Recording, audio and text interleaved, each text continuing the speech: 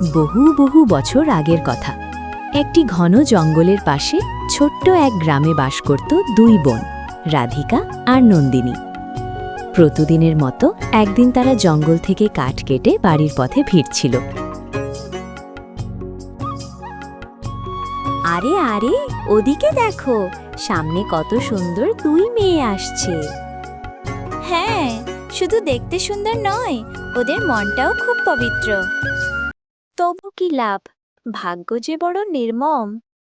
কেন? কি লেখা আছে ওদের ভাগ্যে? একজনের কপালে লেখা আছে মৃতদেহের সঙ্গে বিয়ে, আর অন্যজনের কপালে এক ভেড়িয়ার সঙ্গে।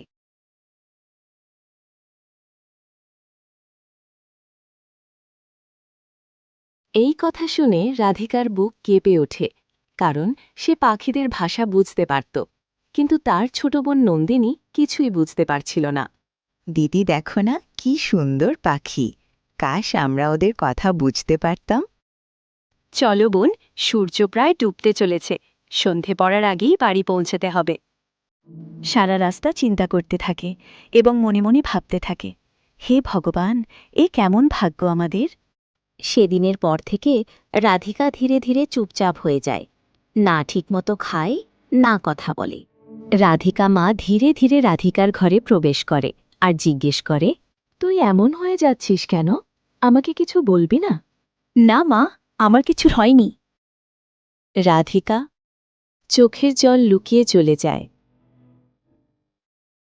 একদিন আবার জঙ্গলে গেল রাধিকা, সেই পাখিদের কথা শুনতে। ভাই, এদের ভাগ্য পরিবর্তনে কোনো উপায় নেই? ভাগ্যে যে একবার লেখা হয় তার বদলায় না। হ্যাঁ, কষ্ট এদের জন্য অবধারিত। পাখিদের কথা শুনে আসার পর থেকেই রাধিকা ভেঙে পড়ে। সে অসুস্থ হয়ে পড়ে, বিছানা ছাড়তে পারে না।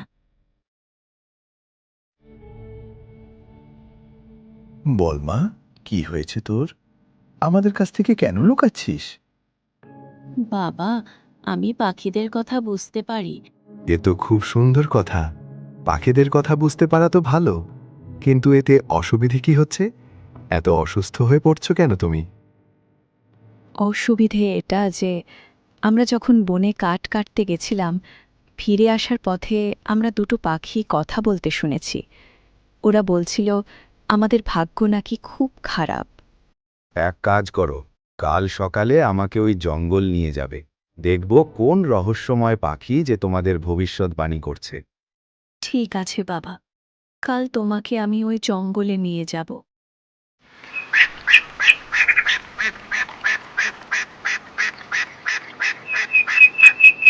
পরদিন সকালে রাধিকা তার মা বাবা বোনকে সঙ্গে নিয়ে সেই রহস্যময় পাখির কাছে গিয়ে পৌঁছল। দেখো, আমি তোমাদের কথা বুঝতে পারি। এতদিন ধরে তোমরা আমাদের যে ভবিষ্যৎবাণী করছো তা আমি সবই শুনেছি। আমাকে সবকিছু খুলে বলো। আরে বাহ, এ তো খুব সুন্দর কথা। তোমরা দুজন আমাদের ভাষা বুঝতে পারো। দেখো, তোমরা যে কথাগুলি আমার মুখ থেকে শুনেছ সব সত্যি কথা।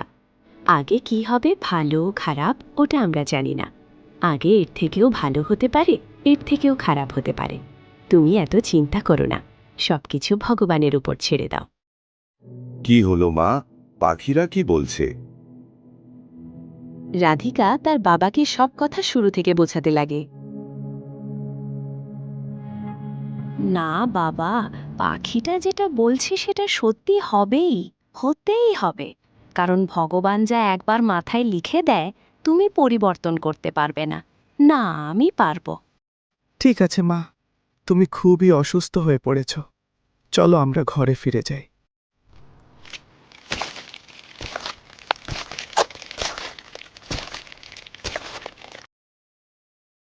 বাড়ি পৌঁছে রাধিকার মা বাবা রাধিকাকে খুব বোঝায়।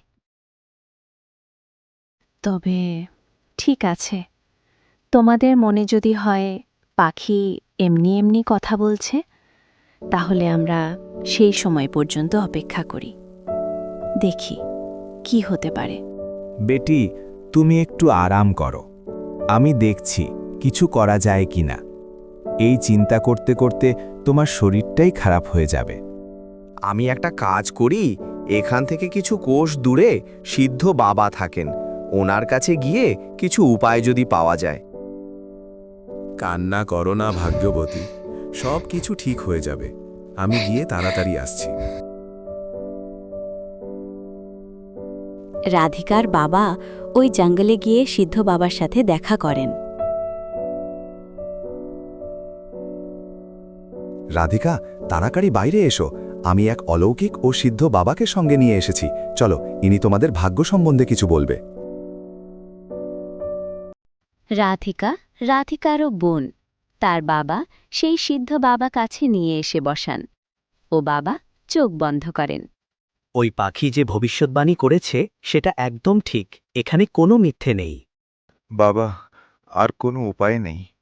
না, আর কোনো উপায় নেই। বাবা আপনি শুধু এটা বলে দেন, এটা কখন আর কবে হবে? হ্যাঁ, এটা আমি নিশ্চয়ই বলতে পারবো। এই মাসের শেষের দিকে একটা সন্ধ্যের দিকে শিয়াল এসে তোমার দরজার সামনে দাঁড়াবে, কিন্তু কিছু বলবে না। আরও কিছুক্ষণ পরে চলে যাবে। আর একটা কাজ করবা, তোমার বড় বেটি রাধিকাকে ওই শিয়ালের পেছু নিতে বলবে। পিছে পিছে গিয়ে দেখবে, ভাগ্যে যেটা থাকবে সেটা হবে। আর এরকম যদি আমি না করি তো? শিয়াল আবার তোমার ঘরে আসবে, আর এবার শিয়াল খুব রাগী হয়ে থাকবে। তোমার ঘরকে ধ্বংস করে দেবে, আগুন জ্বালিয়ে দেবে, তোমার পরিবারকে সবাইকে মৃত্যু দেবে। তুমি কখনো এটা করবে না, তুমি যদি তোমার পরিবারের ভালো চাও তো। ঠিক আছে বাবা, বলছি। আর আমার ছোট মেয়ের ভাগ্যে কি আছে? আজ আর তোমার ছোটে মেয়ের জন্য ভবিষ্যৎ করা সঠিক সময় নয়। কিছুদিন তো ভালোভাবে কেটে যায়, কিন্তু মাসের শেষের দিকে যখন সন্ধ্যেবেলা সবাই একসঙ্গে বসেছিল, ঠিক তখন হঠাৎ মাসের শেষ সন্ধ্যায় সত্যি এক ভয়ঙ্কর ভেড়িয়া বাড়ির সামনে এসে দাঁড়ায়। ভয়ঙ্কর সেই শিয়ালটি দরজার সামনে এসে কিছুক্ষণ চুপচাপ তাকিয়ে রইল। কাউকে কিছু না বলে ধীরে ধীরে ঘুরে হাঁটতে শুরু করল। না না, আমি আমার মেয়েকে এর সঙ্গে পাঠাবো না। মা বাবা, আমি নিজের জীবন বাঁচাতে তোমাদের জীবন বিপদে ফেলতে পারি না। আমার সময় এসে গেছে, আমাকে যেতেই হবে। না দিদি, তুমি যেও না, প্লিজ যেও না। আমি যদি না যাই তাহলে এই শিয়ালটা আবার ফিরে আসবে, আর তখন সব কিছু ধ্বংস করে দেবে। জীবন থাকলে আবার দেখা হবে। এখন আমাকে যাওয়ার অনুমতি দাও বাবা। এই কথা শুনে রাধিকার মা বাবা আর বোন ফুপিয়ে ফুপিয়ে কাঁদতে থাকে। কিন্তু রাধিকা ধীরে ধীরে শিয়ালটির পিছু পিছু হাঁটতে শুরু করে। চুপচাপ বসে থাকতে পারছো? ওই শিয়াল আমার মেয়ের সঙ্গে কি করবে কে জানে। একটা কাজ করো, তুমি ওদের পিছু পিছু যাও, দেখো যেন আমার মেয়ের কোনো ক্ষতি না হয়। কিন্তু বাবা তো এমন কিছু বলেনি। আমি যদি ওর পিছু যাই আর ও যদি রাধিকার ক্ষতি করে তো? তুমি যাবে না তো ঠিক আছে, তুমি এখানেই থাকো, আমি যাচ্ছি ওদের পেছনে। না, তুমি এখানেই থাকো, আমি যাচ্ছি। রাধিকার বাবা চুপি চুপি পিছু পিছু যেতে যেতে গভীর জঙ্গলের ভেতরে পৌঁছে যায়। সে দেখে শিয়ালটি একটি পুরনো ভয়ঙ্কর গুহার ভেতরে ঢুকছে, আর তার পেছনে পেছনে রাধিকাও ঢুকে পড়ছে। এ কি হচ্ছে? আমার মেয়েও ওই শিয়ালের সঙ্গে এই ভয়ঙ্কর পুরনো গুহায় ঢুকে গেল। এই গুহা খুব ভয়ঙ্কর, এখানে হিংস্র পশু থাকে, এখান থেকে কেউ জীবিত ফিরে আসে না। আমার মেয়ে আর কখনো বেঁচে ফিরতে পারবে না। এই কথা বলে রাধিকার বাবা ভেঙে পড়ে। চোখের জল আর ধরে রাখতে না পেরে সে কাঁদতে কাঁদতে বাড়ির দিকে ফিরে আসে।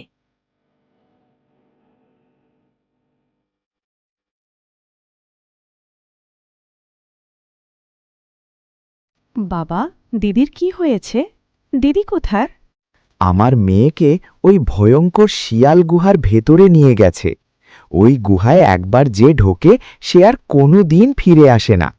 নিশ্চয়ই ওই শিয়াল আমার মেয়ের সঙ্গে কিছু খারাপ করেছে। হে ভগবান, আমার মেয়ের ভাগ্য তুমি এমন কেন লিখলে? কেঁদো না ভাগ্যবতী, কাল সকালে আবার একবার গুহার কাছে যাব। হয়তো ভাগ্য ভালো থাকলে আবার আমাদের মেয়েকে খুঁজে পাবো।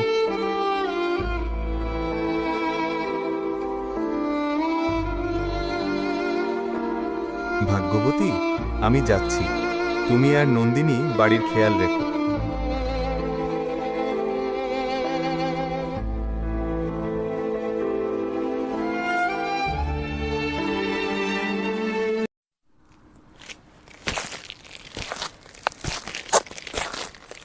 হ্যাঁ, এটাই তো সেই গুহা যেখানে শিয়ালটি আমার মেয়েকে নিয়ে গেছে। আজ এর ভেতরে গিয়ে দেখব কি আছে।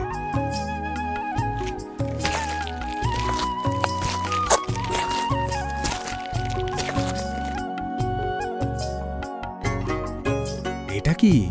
গুহার ভেতরে তো অন্ধকার থাকার কথা, কিন্তু এখানে এত আলো কোথা থেকে আসছে? আরও কিছুটা এগিয়ে যেতেই তিনি স্তব্ধ হয়ে যান। তিনি দেখেন একটা সম্পূর্ণ আলাদা দুনিয়া, একটা সুন্দর রাজ্য, চারদিকে মানুষ, ঘরবাড়ি, আনন্দ। তিনি নিজেকে প্রশ্ন করেন, আমি কোথায় চলে এলাম? এ তো একেবারে আলাদা। ভাই, এটা কোন রাজ্য? তুমি কি এখানে প্রথমবার এসেছো? এই রাজ্যের নাম তো দূর দূরান্তে ছড়িয়ে আছে। এইটা ভবানীপুর রাজ্য। এখানে রাজা বিক্রম রাজত্ব করে। আপনি কোনো সাহায্য চান তাহলে যান না রাজপ্রাসাদে। ওখানে রানীমা খুব ভালো, মানে আপনাকে সাহায্য করবে। কৃষকের কথা শুনে সে তাড়াতাড়ি রাজপ্রাসাদে আসে। তার মনে শুধু একটাই ভাবনা, কোনোভাবে নিজের মেয়েকে খুঁজে পাওয়া। সাহায্য চাইতে সে দরবারে ঢোকে, কিন্তু ভেতরে ঢোকেই সে অবাক হয়ে যায়। রাজার পাশে সিংহাসনে বসে আছে এক সুন্দরী রানী। রানীর দিকে ভালো করে তাকাতেই তার চোখ ছলছল করে ওঠে। এ যে তার নিজের মেয়ে। বিশ্বাস করতে না পেরে সে ধীরে ধীরে বলে, মা, তুমি এখানে? মহারানী, ইনি কি আপনার বাবা? আপনি কি এনাকে চেনেন? হ্যাঁ মহারাজ, শুধু আমি নয়, আপনিও এনাকে চেনেন। ঠিক আছে, এনাকে ভেতরে নিয়ে যাও। ভালো করে খাবারের ব্যবস্থা করো। চলো বাবা, ভেতরে চলো, আমি তোমাকে সব খুলে বলছি। আরে মা, তুমি তো কিছু বলছোই না। তুই তো একটা শিয়ালের সঙ্গে এসেছিলিস, হঠাৎ এসব কিভাবে হলো? আমি কিছুই বুঝতে পারছি না। আমাকে একটু ভালো করে বলবি? বাবা, আমাদের ভবিষ্যৎ যে পাখিটি বলেছিল, ঠিক সেই রকমই এক সাধু বাবা রাজার ভবিষ্যতও বলে গিয়েছিলেন। তিনি বলেছিলেন, যদি রাজা অন্য এক আলাদা দুনিয়া থেকে কোনো মেয়েকে বিবাহ করে আনতে পারেন, তাহলেই রাজ্যে কল্যাণ আসবে। সেই কারণেই রাজা ছদ্মবেশে শিয়ালের রূপে বেশে এসে আমাকে বিয়ে করতে গিয়েছিলেন। আরে না মা, তোকে এভাবে সুখী দেখে আমি সত্যিই খুব খুশি।